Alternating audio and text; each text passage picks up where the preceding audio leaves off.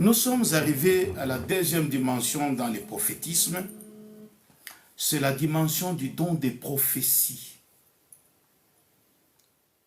La dimension du don des prophéties est un peu supérieure à la dimension de l'esprit des prophéties. Pourquoi? En quoi cela est supérieur? Vous savez, l'esprit des prophéties, c'est comme une force brute que la personne qui est touchée par l'esprit des prophéties ne sait pas contrôler. Là, c'est contre votre gré que l'esprit des prophéties vous saisit. Mais celui qui a les dons de prophétie, il parle en pleine conscience. Il parle parce qu'il reçoit la parole de Dieu. S'il veut se taire, il peut même se taire. Il peut recevoir l'ordre de ne pas parler et il se tait. Tout comme il peut choisir le moment de transmettre la parole qu'il venait de recevoir par le canal du don des prophéties.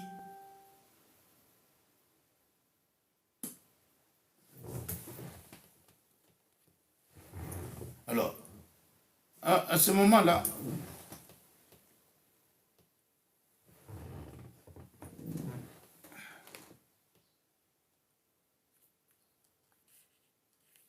je m'excuse, je vois que les réseaux chez mon frère là-bas, comme les réseaux se rétablissent, je vais aussi connecter les autres. C'est un enseignement. Vous pouvez même laisser des questions, ce n'est pas ex-cathédra. Comme c'est un enseignement, vous pouvez laisser même des questions, ce n'est pas ex-cathédra.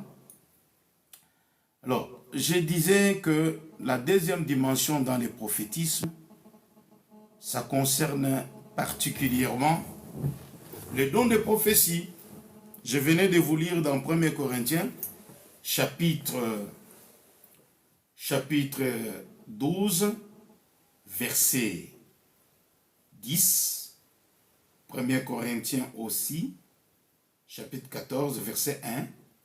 Là, l'esprit des prophéties, c'est quoi maintenant? L'esprit, j'ai parlé de l'esprit des prophéties, maintenant, les dons des prophéties. La première dimension, nous venons de voir, n'est-ce pas, avec vous, c'était l'esprit des prophéties. Et l'esprit des prophéties travaille contre les grés de la personne. Je vous ai cité le cas de Saül qui n'était pas prophète. Il s'est mis à prophétiser. Samson, il pouvait prophétiser. Je parlais aussi de Balaam qui était un devin. Mais pour l'avertir, Dieu a voulu transmettre sa volonté par lui-même. Il était saisi par l'esprit des prophéties au point qu'il voulait maudire Israël, mais l'esprit s'est saisi de lui contre son gré pour pouvoir annoncer la prophétie messianique et pouvoir même interdire de toucher celui qui est protégé par l'Éternel. Nombre 23, verset 23. Maintenant, la deuxième dimension, elle est supérieure. La deuxième dimension dans les prophétismes est supérieure à la première dimension. C'est les dons des prophéties. Savez-vous que par les dons des prophéties, tout le monde peut prophétiser? C'est possible, tous les chrétiens peuvent prophétiser. Ils peuvent avoir les dons des prophéties. Et la Bible nous dit même, si vous lisez dans 1 Corinthiens, chapitre 14, verset 1, l'on nous dit même d'aspirer. La Bible nous exhorte à demander les dons des prophéties. Aspirer aux dons les meilleurs. Pourquoi il parle meilleur par rapport à quoi? Meilleur par rapport aux dons des langues. Parce que les gens de Corinthe pensaient que les parler en langue, c'était le summum. C'était l'apogée de la manifestation du Saint-Esprit. Pour eux, c'était le point culminant.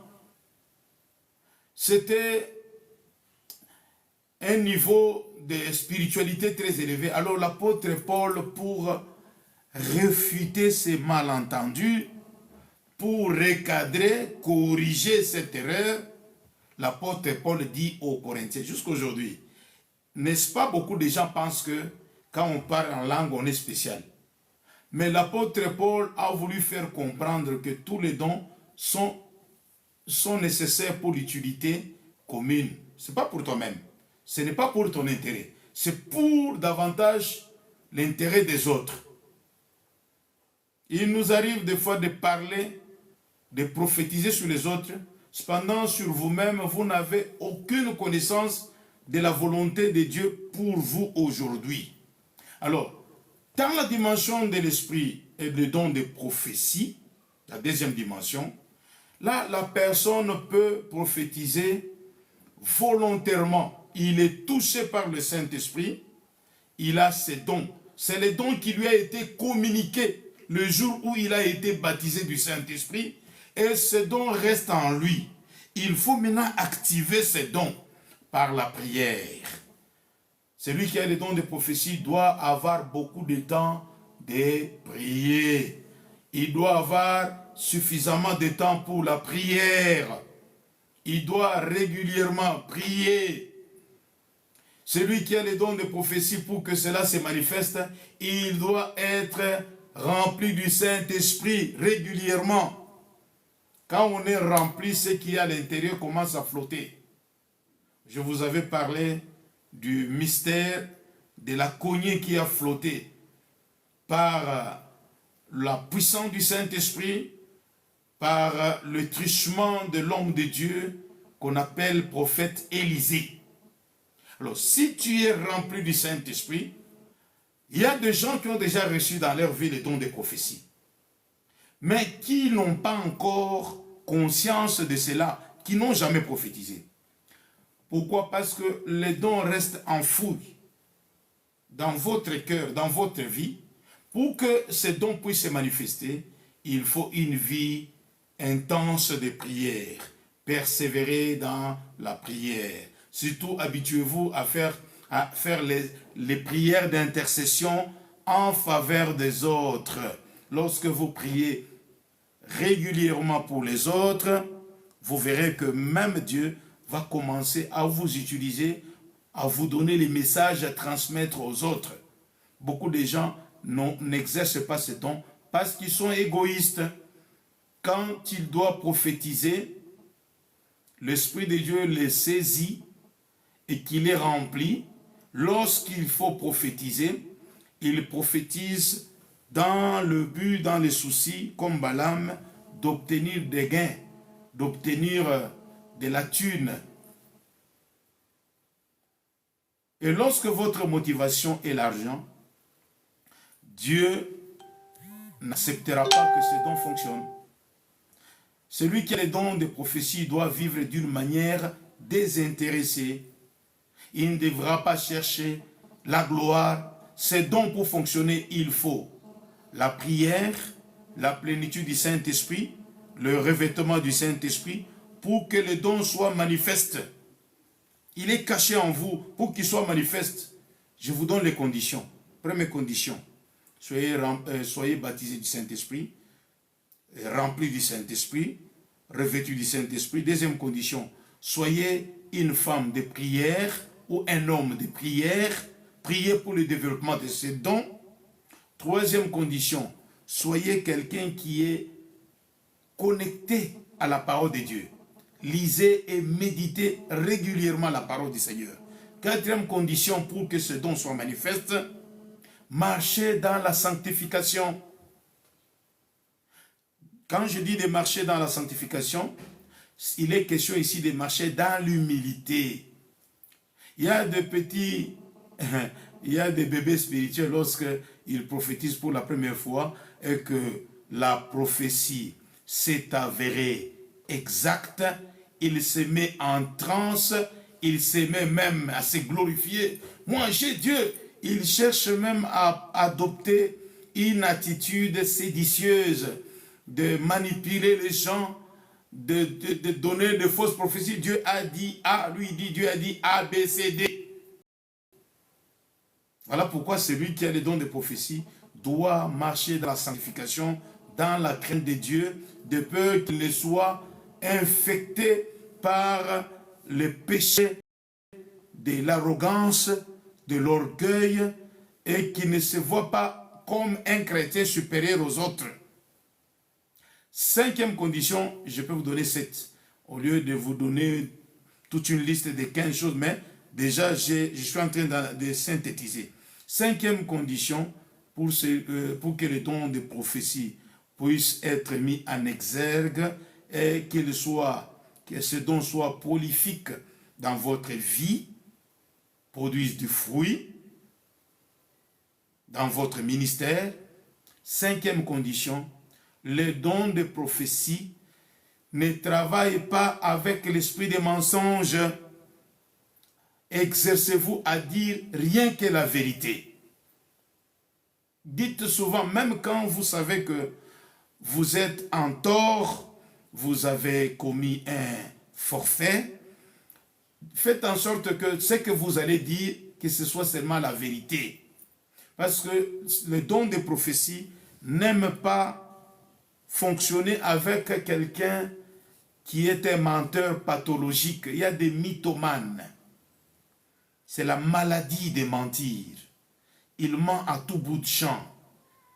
Il ment pour s'agrandir, se valoriser. Il ment pour montrer qu'il contrôle toute la situation. Alors, si vous avez une vie de mensonges, le don de prophétie va rester enfoui dans votre cœur jusqu'à ce que vous atteigniez les degrés de la sanctification qui vous pousse à ne dire que la vérité. Devant ton mari, dites la vérité, tu n'es pas à la maison. Non pas aujourd'hui, les femmes de foyer sont devenues des menteuses chroniques.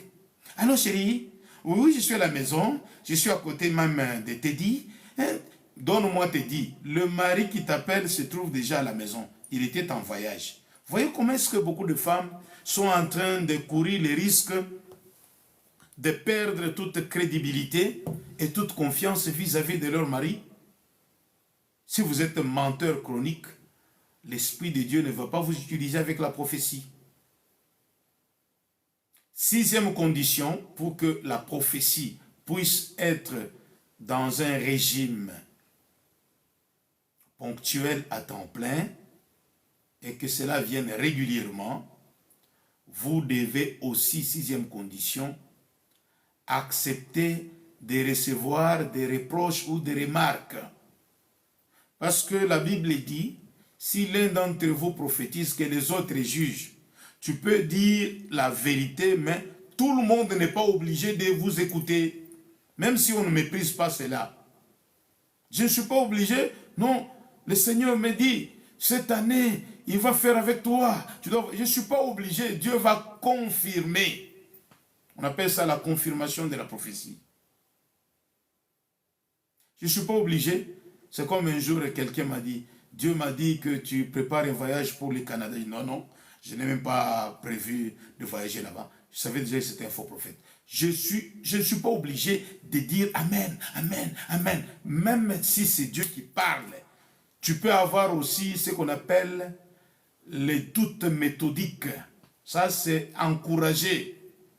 Vous vous rappelez de la philosophie de Descartes, hein? Tout ce que les philosophes ont dit. Voilà pourquoi on nous dit ne méprisez pas les prophéties. Hein?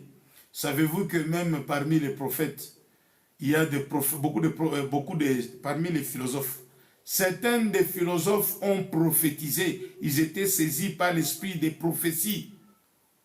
La plupart des prophètes, des philosophes comme Sénèque, des stoïciens, et même Platon et d'autres ont dit des choses vraies.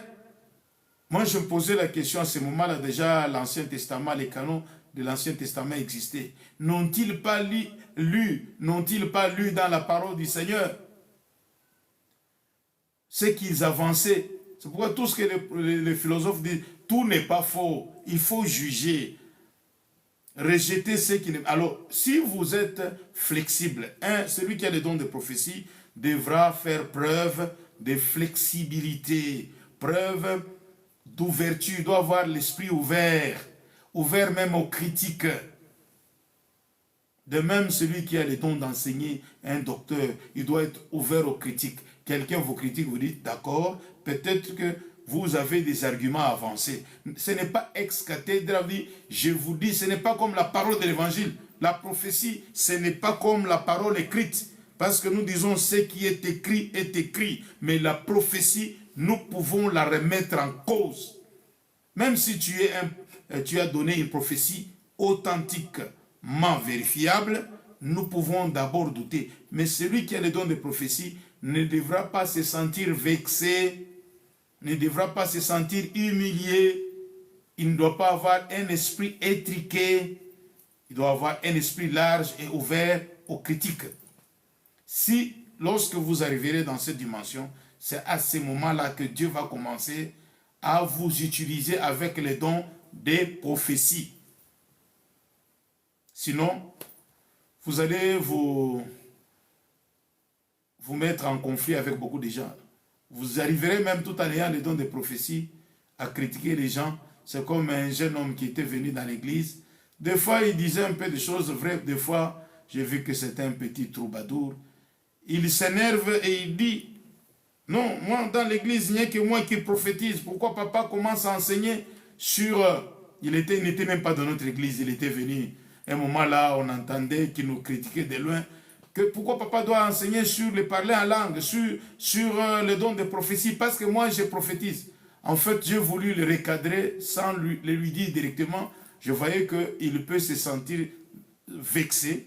J'ai vu qu'il y avait beaucoup d'erreurs, beaucoup trop de mensonges. Alors j'ai commencé à enseigner sur les dons spirituels. Lorsque je suis arrivé sur le don de prophétie et de langue, il s'est senti vexé, il a fui dans l'église. Non, c'est moi seul qui prophétise là-bas. Est-ce qu'il y a quelqu'un d'autre? Il prétendait être le seul qui prophétisait, alors qu'il y avait des gens qui avaient les dons de prophétie dans l'église.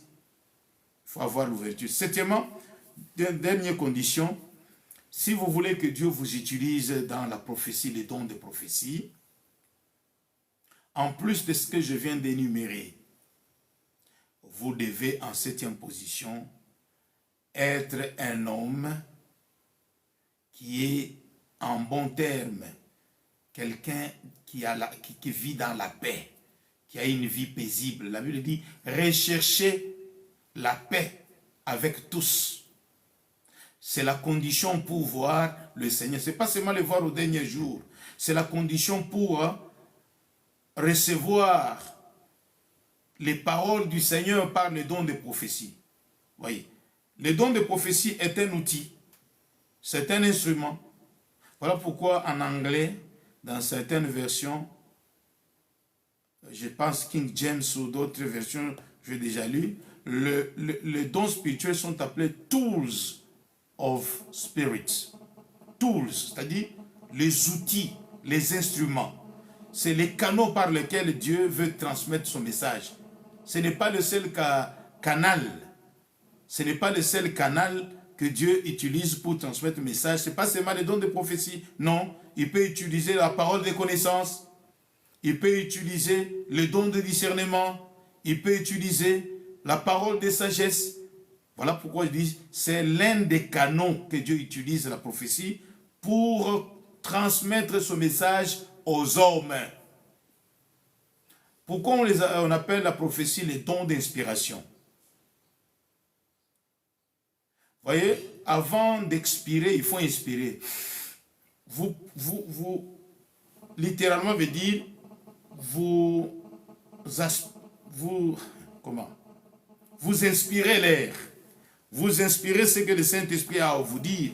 Vous inspirez les paroles du Seigneur et puis vous les expirez. Mais vous n'allez pas expirer au même moment. Ça peut créer les troubles. Alors il faut être un homme de paix pour pouvoir inspirer et expirer. Expirer, c'est donner les messages. Il faut être un homme paisible. Parce que si vous n'êtes pas un homme paisible, Dieu peut vous parler sur la femme de quelqu'un. C'est la femme d'une autorité ou d'une quelqu'un qui est d'une grande renommée.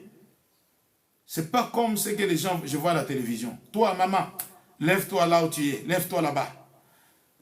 C'est qui est à côté de toi? N'est-ce pas toi qui es à la base de la mort des enfants de ta fille? Toi, ça c'est humilier les gens, c'est manquer même la sagesse. celui qui exerce les dons de prophétie doit avoir la sagesse, la maturité spirituelle, la sagesse nécessaire et la paix. Il doit être un homme de paix. Il ne faut pas, quand tu donnes la prophétie, ça crée des conflits. Alors, en recherchant la paix, il faut utiliser la maturité et la sagesse. Vous savez déjà, quand vous avez la sagesse, vous avez la paix. Et vous savez, la sagesse de Dieu est centrée sur cette chose. La sagesse de Dieu, elle est pure, n'est-ce pas? Donc, le don de prophétie doit être pur, ne doit pas être associé au mensonge. Pour montrer qu'en tout cas, Dieu t'a donné beaucoup de révélations. Non. Il faut la pureté dans le langage et utiliser un langage poli, courtois, un langage châtié. Qu'est-ce qu'on appelle un langage châtié? C'est un langage rempli de politesse, un langage soutenu. Pas quand toi, lève-toi là-bas d'abord, et toi, yeah! Et des petits psychotiques à côté de lui. Prophétie, la localisation. Non, ça devient, ce sont des troubadours. Là, ce n'est pas la prophétie. Il faut la pureté dans le langage, parler avec beaucoup de respect, comme vous adressant à des personnes que Dieu aime, même s'ils ont péché. Choisissez les moments de les dire. C'est ça. La sagesse de Dieu, elle est aussi comment? Elle est modérée. Elle est modérée. Ce n'est pas une sagesse des excès.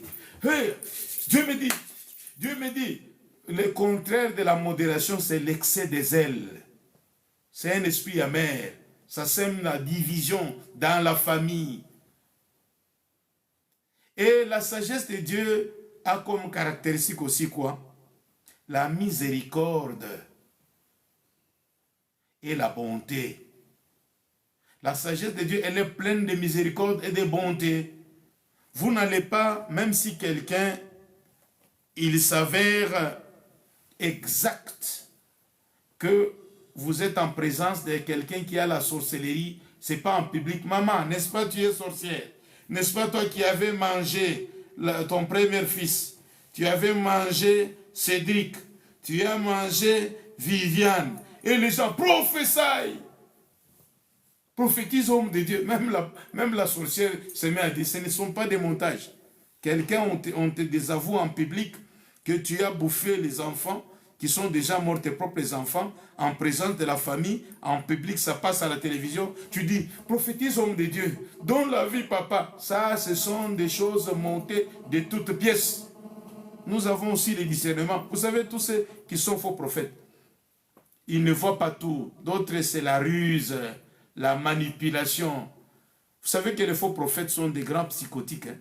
Des grands psychopathes et des grands sociopathes. Ils ont l'art de la manipulation. Ils savent comment manipuler les gens.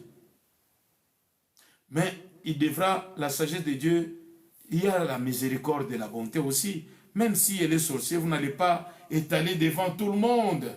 Pourquoi ne pas l'appeler en privé? Vous laissez un peu les enfants de votre maman. Dis-moi la vérité. Tu es venu avec les enfants à la prière. N'est-ce pas toi qui as fait ça? Dieu me dit, il y a ça et ça par la prophétie. Alors, mais si vous vous mettez maintenant à parler en public, vous cherchez quoi? La publicité, vous cherchez l'approbation des hommes. Et Dieu ne travaille pas avec des gens comme ça. C'est déjà, automatiquement, si vous voyez quelqu'un comme ça, c'est un faux prophète. Soit c'est la divination, soit c'est la manipulation, soit ce sont des choses montées de toutes pièces. Est-ce que vous comprenez? Alors, la sagesse de Dieu, elle est aussi pleine exempte, je voulais dire, exempte de duplicité, la ruse, exemple de duplicité et de ruse. Alors, quand quelqu'un est rusé, il te pose des questions d'abord. Avant de parler avec toi dans l'assemblée, il reçoit d'abord, dis-moi, quel est le problème qui te dérange? Tout en parlant là, et puis, après un moment là, tu te mets devant les gens. N'est-ce pas, tu as quelqu'un dans la famille, son nom s'appelle tel. C'est ce qu'il t'a dit en privé, mais tu viens le dire comme prophétie. Ça, c'est la ruse. Vous avez double face. C'est la duplicité. Alors, comment maintenant fonctionne le don de prophétie? Ok. Avant de donner comment la prophétie fonctionne, je donne d'abord quel est le but de la prophétie. Et à partir de ces trois choses que je vais vous donner, qui en fait sont le but principal de la prophétie, c'est par là que vous reconnaîtrez la vraie prophétie et la fausse prophétie.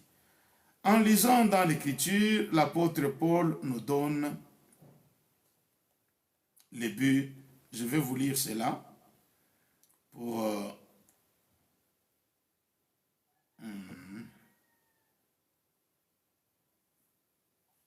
je vous lis.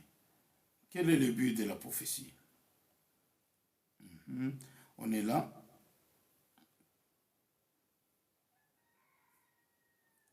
Ok. La prophétie a trois buts.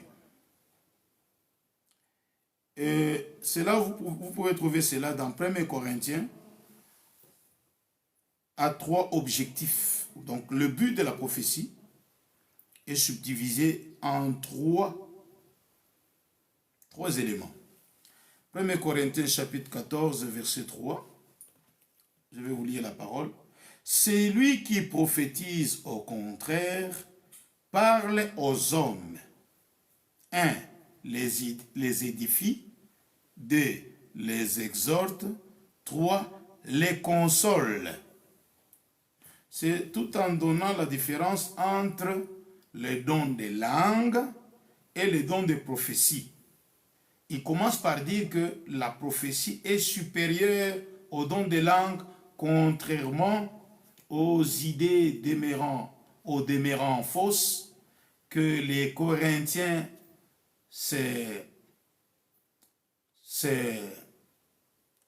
remémoré dans leur tête, que celui qui parle en langue est le meilleur. Il dit non. C'est celui qui a les dons de prophétie. Pourquoi? Le but, quand tu parles en prophétie, celui qui parle en langue édifie. Premier rôle de la prophétie, du don de prophétie, c'est édifier le peuple de Dieu. Et le terme édifier veut dire bâtir, renforcer. Si quelqu'un était dans une position où il pensait qu'il pouvait faire la volonté, où il était dans la volonté de Dieu, ou qu'il pouvait exercer les ministères de telle façon, tout en n'ayant pas la précision, il a un peu des idées un peu vagues, la prophétie viendra pour dire le Seigneur nous dit ce que vous avez résolu de faire et dans sa volonté, pendant ces mois, décrétez la prière, faites ceci et cela, parce qu'il y a un complot contre l'Église. Les satanistes se sont ligués contre vous pour détruire l'Église de l'intérieur. On nous avait donné une telle prophétie qu'on veut détruire même la vie morale du pasteur. Je n'avais pas boudé parce que j'avais déjà commencé, j'ai parlé à mon épouse. Comment je vois, ça fait 3 fois un songe. Il y a un papa qu'on avait invité chez nous. Il avait donné la prophétie par le canal de mon enfant dans le ministère, ancien Narcisse. Il dit que papa, on dit qu'il y a un complot contre vous. On veut te faire tomber dans l'impudicité. J'ai dit, en réalité, cet homme-là a dit vrai. Dieu veut m'avertir parce que ça fait un bout de temps, je parlais même à mon épouse. Comment je vois telle femme entrer, ça fait 3 fois que je la vois, en train de vouloir me séduire. Elle veut dans les songes, elle se déshabille devant moi. Parfois même, je voyais certaines femmes qui venaient me faire des attouchements. Je disais non, ça ne va pas, Seigneur. À mon niveau, je ne peux pas commencer à voir des choses comme ça. Mais l'impudicité ne respecte personne. Le roi David est rempli du Saint-Esprit. Il nous a écrit une bonne partie des paroles inspirées dans la Bible, les psaumes. N'était-il pas tombé dans l'impudicité? Et pourtant, si Dieu l'avait averti par le prophète Nathan, que fais attention, tu pourras tomber, il n'aurait même pas cru. Parfois, Dieu a laissé certaines erreurs arriver pour nous servir de leçons. Alors j'ai dit non, non, c'est la vérité. Priez pour moi, dites même au prophète de prier pour moi, parce que depuis un certain temps, je ne vois que les choses dans ce sens-là. Vous voyez que cette prophétie m'a édifié. Pourquoi? Je devais maintenant être sur les qui-vive, prendre toutes les précautions pour ne pas succomber dans l'immoralité sexuelle. Ça m'a édifié, ça m'a renforcé, et cette prophétie m'a bâti. Je n'étais pas tombé. Pourquoi? Parce que j'ai interdit automatiquement, et cette femme-là, elle s'était enfuie de l'église. J'avais dit à mon épouse, d'ailleurs, pour signe, après la prière matinale, elle voulait m'expliquer des choses un peu ubuesques. J'ai dit non, ce n'est pas le moment, attends un peu que les autres soient là. D'abord, quand on est à deux, elle voulait m'expliquer des choses comme intimes. J'ai dit, cette femme, je l'ai déjà vue, ça fait 3 fois dans les songes. Elle voulait me séduire. Effectivement, elle voulait que je puisse, elle était une femme mariée, elle voulait que je commence à entretenir des liens illicites avec elle pour commencer à l'assister financièrement parce qu'elle traversait les moments de galère avec son épouse. Étant belle, elle pensait que sa beauté et son sexe pouvaient pallier aux difficultés pécuniaires qu'elle avait dans sa famille. Non, non, c'est pas comme ça. Vous savez, parfois j'ai la rigueur. Hein? Makari yangu, comme en Swahili, makari yangu, je n'ai pas un homme parfois comme mon père spirituel. Hein? En tout cas, il est un homme bon. Mais quand il te voit que tu es comme ça, il est strict avec toi. Et même le Seigneur avait cette rigueur. Ce n'est pas un péché. Et j'ai dit, en tout cas, il a vu vrai. Et depuis ce moment, j'ai dit, non, non, lorsque je suis seul dans mon bureau, n'entre pas comme ça. Quand tu entres, tu dois d'abord t'annoncer au diacre, le diacre qui est là. Il va te donner la permission si je dois recevoir quelqu'un ici dans mon bureau ou pas.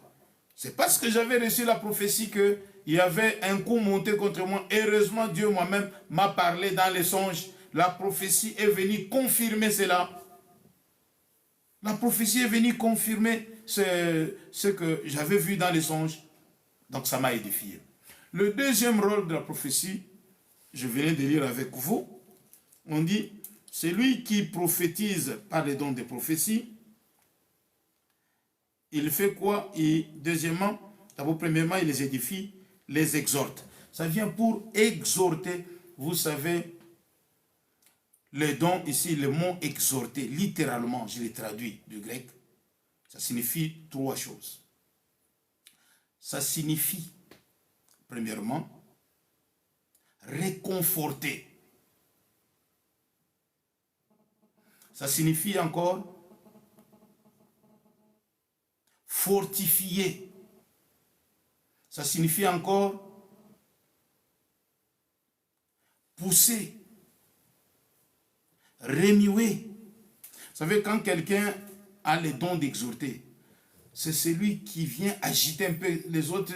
Lorsque vous tombez dans la somnolence dans l'église, la prophétie vient dire, frère, attention, tu as négligé la vie de prière, il y a un coup qui est monté contre toi, il y a ceci, cela, Dieu dit que prie parce que il veut te donner, ce n'est pas seulement les mauvaises choses. Hein. Dieu, tu es fatigué. Tu te dis, depuis que j'ai commencé à prier, mes prières ne sont pas exaucées. Pourquoi Dieu, tu te décourages? Au même moment, Dieu vient te fortifier, il vient te réconforter. Oui, il vient, en fait, il vient te booster. Il vient te booster, t'exhorter, te pousser, te remuer, te booster, pour que tu ne puisses pas tomber dans les découragements. Tu dis non, Dieu me dit, persévère, après ces mois, tu verras que Dieu va t'aider, tu auras ton emploi. Là où parmi les sociétés où tu as déposé, on m'avait prophétisé comme ça. Mon épouse est allée en prière chez sa grand-mère à la Katouba. Pendant que j'avais déjà postulé à des sociétés minières. Mais contrairement à ce que je pensais que c'est telle société qui va m'appeler en premier, parce que c'est là qu'on va considérer vraiment d'abord, avec beaucoup de considération, mon diplôme. Mais elle vient, nous étions dans la prière à la Katouba et dans la maison de la grand-mère. Grand-mère, il y a un homme de Dieu qui a parlé là-bas que ton mari, dites-lui de ne pas se décourager. On va l'appeler, mais ça ne sera pas avec la considération qu'il attend. Mais en étant dans la boîte, Dieu va arranger sa situation. Mais j'étais d'abord énervé. Il dit, ton château de ma prophétie et de tous les. Moi, je vois là où on va m'appeler avec la grosse cagnotte. Vous me dites, non, attends, Zambelechini. Vous voulez que moi, je suis universitaire, je commence par terre. Et pourtant, c'était vrai. Et réellement, j'attendais que Mukuba Shema Fatanita, machinite. Pendant que j'avais fait bien le test, tout s'est déroulé bien. J'ai réussi le test, l'interview, on dit on va t'appeler. Pendant que j'attendais qu'on m'appelle, ça ne tient pas. Mukuba TFM, Nita wa kwanza, mais je suis à changer jina yangu. Benjangu banenda, mes amis sont partis, moi je suis pas parti. Alors quand elle est venue faire cette prophétie, ça ne m'avait pas d'abord exhorté, ça ne m'avait pas fortifié. Mais ce n'est qu'après j'ai compris que non, c'était la volonté de Dieu. Et cela s'est vérifié. Après des jours, on m'appelle, là où je travaille, mais Dieu a changé ma situation. Et là où je devais aller, à peine 6 mois, crise mondiale, le cuivre, le cobalt par terre, il n'y a plus rien. On avait mis dehors tous ces gens-là qui devaient être engagés avec moi le même jour. Vous voyez, toute chose contribue au bien de ceux qui aiment Dieu. Dieu peut te priver Paris aujourd'hui. Il te dit, tu dois d'abord aller en Zambie. Peut-être à partir de la Zambie, tu peux gagner plus que Paris. Tu pourras avoir un bon travail là à Washington, d'ici. Tu ne sais pas. Alors, Dieu connaît l'avenir. Il voit tout. Alors, là, ça m'a exhorté. Quand j'ai vu cela, en tout cas, ça m'a exhorté. Parce que Dieu a donné la prophétie au sujet de cette circonstance. Vous voyez, le don de prophétie. Et la personne qui parlait n'était pas en transe. Non. Ce n'est pas les états de psychose ou d'être psychotique. Il y a des gens, pour prophétiser, il faut d'abord qu'ils se transforment en psychotique. Trouble de comportement psychotique, non, c'est pas ça. Ce n'est pas entrer en transe. Tu reçois, contrairement à l'esprit de prophétie, quelqu'un peut se mettre même en transe parce qu'il y a une charge électrique qui le dépasse, il ne sait pas supporter, il peut commencer à trembler, mais il a dit le message. Parfois, il ne tremble pas. Mais l'esprit de prophétie, tu le dis calmement, sereinement, dans toute équanimité. Tu le dis et avec précision. C'est boosté. Les gens ont cessé de faire la prière matinale, mais la prophétie peut venir. Dieu dit, reprends la vie de prière parce que Dieu veut te bénir. Et à partir de là, tu es exhorté à continuer dans la foi. Troisièmement, la prophétie vient pour consoler. Et le terme consoler veut dire réconforter. Remettre en forme ou restaurer quelqu'un. Réconforter quelqu'un. Restaurer la vie de quelqu'un. Et aussi guérir. Vous voyez? Restaurer, guérir, réconforter. C'est le but de la prophétie. Maintenant, si un prophète donne ou n'importe quel individu donne la prophétie, cette prophétie ne t'édifie pas. La prophétie ne va pas te mettre en conflit avec les gens et ne peut pas susciter la haine contre tes parents, contre tes frères. Si c'est le cas, ce n'est pas une prophétie qui vient de Dieu, c'est la divination. Si la prophétie ne t'exhorte pas à marcher dans la sainteté, dans les voies de Dieu, elle n'est pas une vraie prophétie.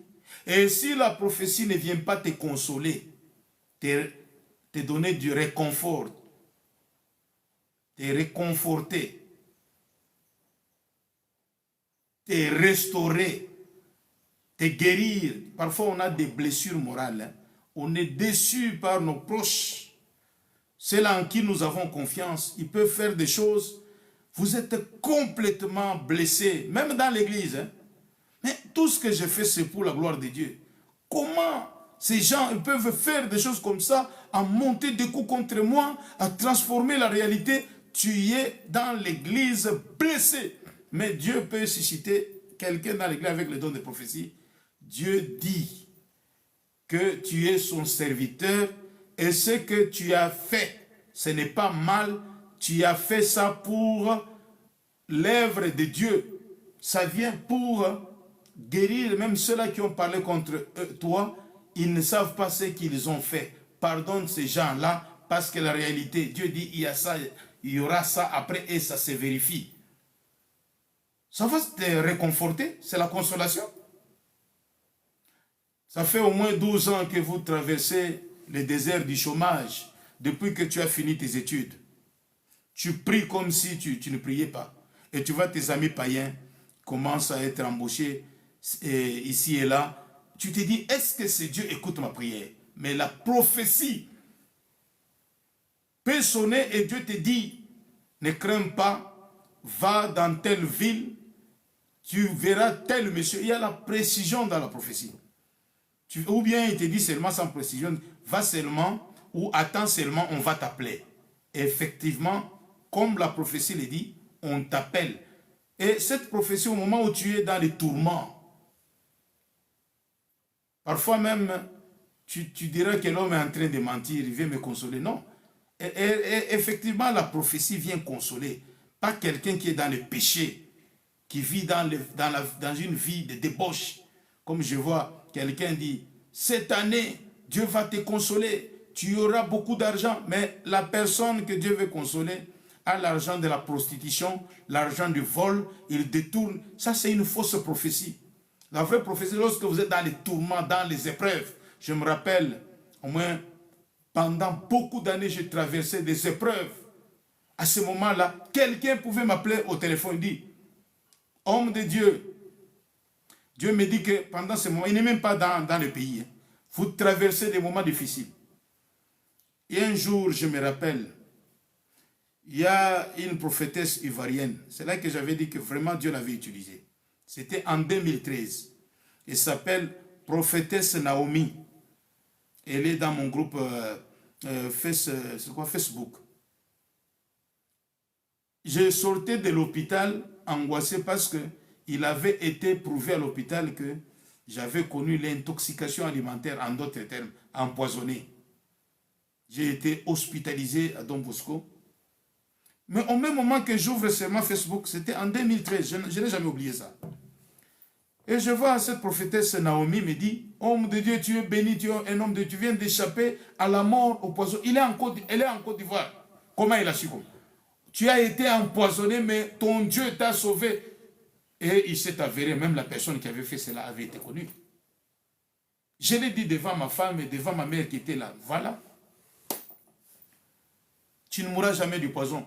Dieu t'a délivré. Et je dis que ça c'est une vraie prophétie. Elle ne me connaît pas. Elle ne sait pas dans quel... Je n'ai pas parlé avec elle. Pour la première fois, j'ai vu l'invitation. Elle m'a vu. Elle m'a invité, j'ai répondu. Elle m'écrit directement le message. Je dis ça, c'est une vraie prophétie. Toutefois, même un vrai prophète, lorsqu'elle n'est pas remplie du Saint-Esprit, même un vrai don de prophétie, celui qui a le vrai don, il peut être animé de l'esprit de la chair, l'extravagance. C'est pourquoi on dit, quand il parle, que les autres jugent. Je vous parlerai prochainement, j'ai parlé en long et en large sur l'esprit des prophéties dans le prophétisme. L'esprit des prophéties et les dons des prophéties. Comment ces dons fonctionnent, pour terminer? Ces dons fonctionnent dans l'obéissance à la parole du Seigneur. Donc, quand une prophétie vient, elle ne doit pas venir violer la parole prophétique déjà révélée, la Bible. Non! La prophétie doit être conforme à la doctrine, à la saine doctrine de la parole du Seigneur, conforme à la parole de Dieu. Deuxièmement, la prophétie fonctionne pour venir confirmer ce que Dieu a déjà dit à la personne maintes fois, par des amis, par des conseils, par des songes. Alors la prophétie, elle ne vient pas du coup vous donner une nouvelle orientation. Non, elle vient pour confirmer l'orientation que Dieu vous a donnée. Peut-être que vous n'avez pas tiré attention ou il y a une négligence. Alors la prophétie vient pour certifier ce que la personne ne connaît pas, la personne qui a les dons de prophétie, n'est pas au courant de ce qui a été dit sur votre vie, alors la prophétie vient confirmer. Comme pour le prophète que je vous avais dit, qu'attention, on veut séduire votre pasteur, qui tombe dans l'impudicité, qu'il puisse y avoir un grand scandale, et les gens vont se disperser. Et pourtant, j'avais déjà vu ça en songe, et la personne même. J'ai vu même des tentatives. Alors, quand on m'a dit, il dit, ancien, cet homme qui a dit ça, c'est vrai, priez pour moi, parce que j'ai déjà vu ça. La prophétie vient confirmer. Un prophète qui ne te trompe pas. Dieu a dit qu'il ne faut pas étudier. Bon, on avait prophétisé à mon épouse. Akasumbale Sala. Mungu anasema usifunde masomo ya universite, kama unaenda kwa universite utakuwa ndumba. Non, Mungu alisemaka kuku profeti mwingine alitangulia kusema masomo wendo kafunde kwa universite, pa kule utenda kwa universite kule kuinilu utapata kwa bwana. Shimie huyu kibwana alipata. Kibwana kinamchunga bien. N'est-ce pas chérie? Unacheka. Shimupikake, shimufanyike mubaya. Je la garde bien, elle est heureuse. Vous voyez? Donc le premier prophète avait dit la vérité, mais la deuxième prophétesse avait dit faux. C'était par esprit de jalousie. Même moi, on me disait, Dieu dit, il va te mettre à temps plein. Il ne faut pas aller à l'université. La personne qui me dit ça, il n'a même pas un diplôme d'État. J'ai dit non, je ne vois pas clair. Et comme j'ai douté, vous savez, quand on venait du méthodisme, même tout en étant dans le pentecôtisme, on avait encore les séquelles du méthodisme. Parce que là, dans le méthodisme, on disait que c'était la théologie de la cessation des dons, les cessationnismes des dons. Comme les Garégas, les méthodistes, les réformés, ils disent que ces dons ont cessé d'opérer à l'époque apostolique. Et pourtant, ce n'est pas vrai, ce n'est pas ce que la Bible dit. L'histoire l'a confirmé. Et même ce que nous vivons chaque jour, l'expérience chrétienne le confirme, ces dons fonctionnent.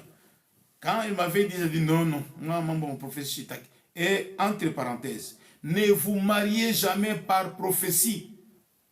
Certaines personnes sont entrées dans des problèmes. Les mariages n'arrivent jamais par prophétie. Je vous le dis la vérité. J'en ai l'expérience, beaucoup d'années dans le ministère.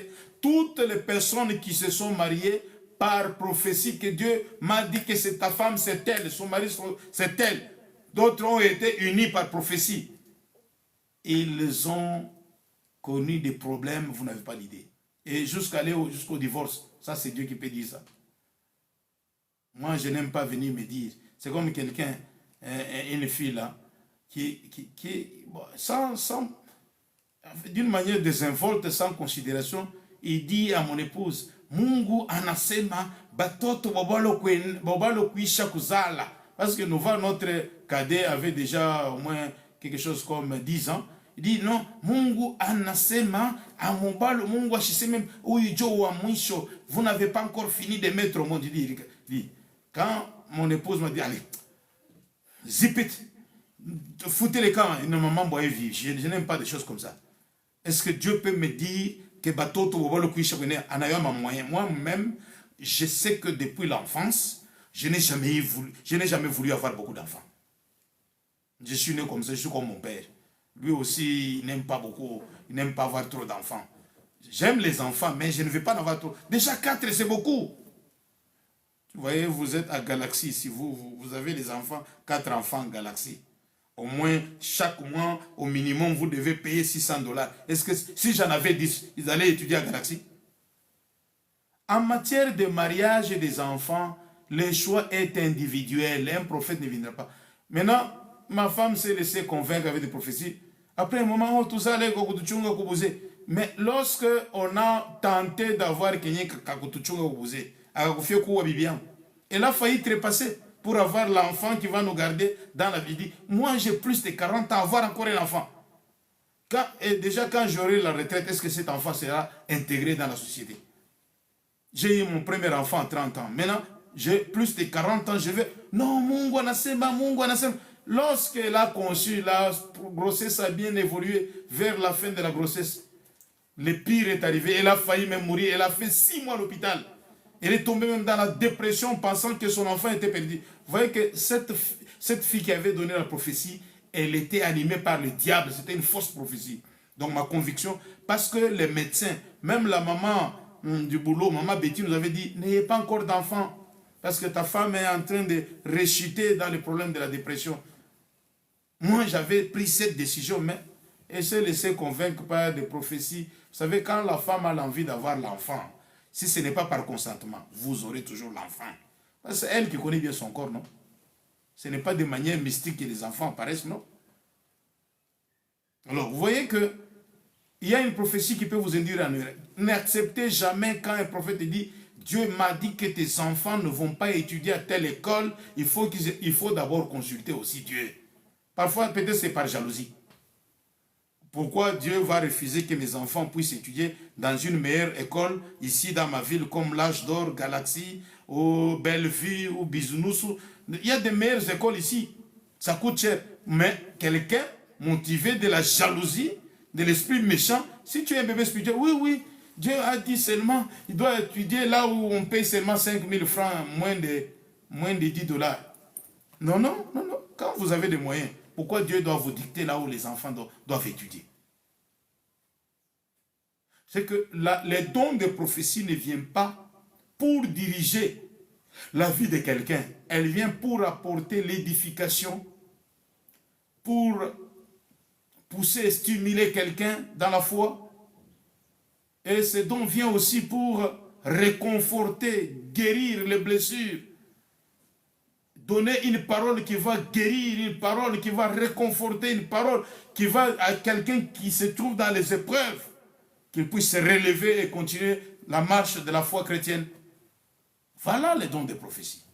Mais pas comme je vois des psychotiques dans ma ville ici. Surtout, je vois au Congo, chez les francophones. Il y a 3 pays où il y a beaucoup de faux prophètes. Le premier, le champion, c'est mon pays, la République démocratique du Congo. Il y a beaucoup de psychotiques, de faux prophètes, des manipulateurs, des pervers narcissiques, des grands manipulateurs hors pair. Le deuxième, c'est Côte d'Ivoire.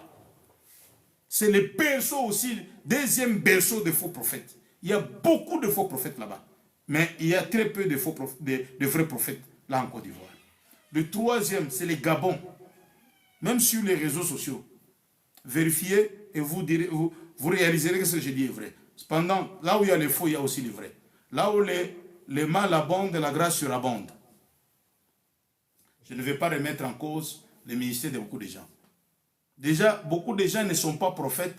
Ils n'ont que le don de prophétie mal exploité. Ils s'appellent prophètes. Un prophète, c'est un enseignant. C'est une autre dimension. C'est un docteur de la parole. Mais sa parole est accompagnée des avertissements, des promesses, des restaurations et même des directions, des prédictions. Il a pratiquement beaucoup de dons spirituels. Il a même le don de prophétie.